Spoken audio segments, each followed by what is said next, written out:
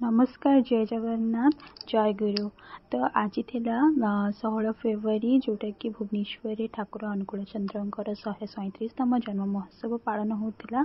तो मुझे सकाल तो पहुँची पार्ली किसी काम थी तो मुझे सन्धार आसिक पहुँची। तो चलतु ये कौन कौन केमती होता आपण मैंने भी देखु आ देखिपारे बहुत सुंदर से डेकोरेशन होता। सका मत लगुच बहुत भल से प्रोग्राम हो आठी देखिपारे पूरा यहाँ जनता मैदान रही तो बहुत बड़ स्पेस अच्छी आठी देखिपारे बहुत सारा माने ये सब काउंटर बनाई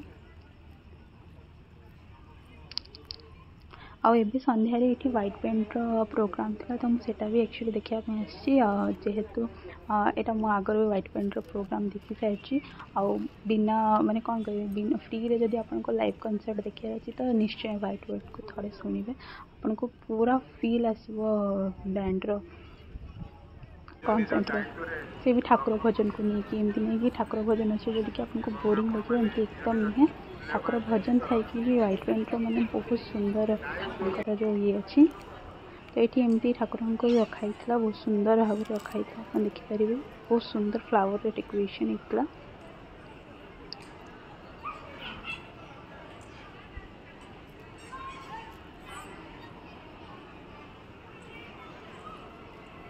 आउ व्हाइट पेंट प्रोग्राम स्टार्ट होगा 6टारे तो टाइम तो हो जाता। चलते आप भी शुणु।